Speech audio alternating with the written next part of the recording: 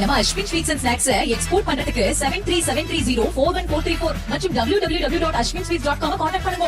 தீபாவளி விற்பனை களைகட்ட தொடங்கியுள்ள நிலையில் மதுரை விளக்குத்தூண் பகுதியில் புத்தாடைகள் வாங்க பொதுமக்கள் குவிந்த வண்ணம் உள்ளனர். கூட்டத்தை கட்டுப்படுத்த 100க்கும் மேற்பட்ட சிசிடிவி கேமராக்களை பொருத்தி போலீசார் தீவிர கண்காணிப்பில் ஈடுபட்டு வருகின்றனர். மேலும் விவரங்களோடு இணைகிறார் செய்தியாளர் பாலமுருகன். வணக்கம் பாலமுருகன், விவரங்கள்.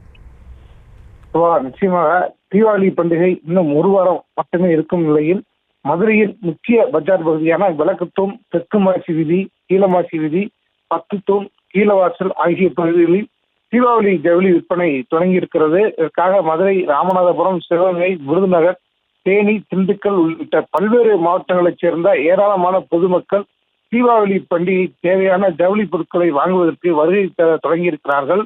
குறிப்பாக சொல்ல வேண்டும் சொன்னால் விளக்குத்தூண், கீழமாசி வீதி, வடக்கு மாசி வீதி, தெற்கு மாசி வீதி ஆகிய பகுதிகளில் வீட்டுக்கு தேவையான பொருட்கள், எலக்ட்ரிக்கல் பொருட்கள், நகைக்கடை பஜார்கள், சொல்லக்கூடிய தீபாவளி ஜவுளி கடைகள் என அனைத்தும் ஒரே இடத்தில் இருப்பதால் தென் மாவட்டங்களைச் சேர்ந்த பொதுமக்கள் அதிகமானோர் இப்பகுதியில் ஜவுளி எடுப்பதற்காக அதிகமானோர் வருகை தந்திருக்கிறார்கள்.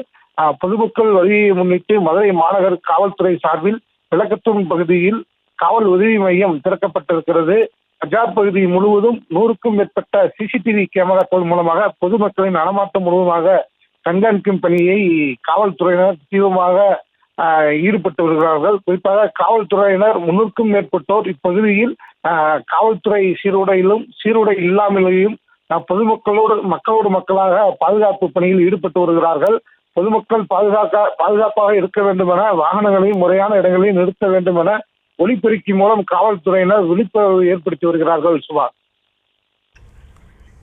விவரங்களுக்கு நன்றி பாலமுருகன். நம்ம Ashwin sweets and snacks export பண்றதுக்கு 7373041434 மற்றும் www.ashwinsweets.com கான்டாக்ட் பண்ணுங்க.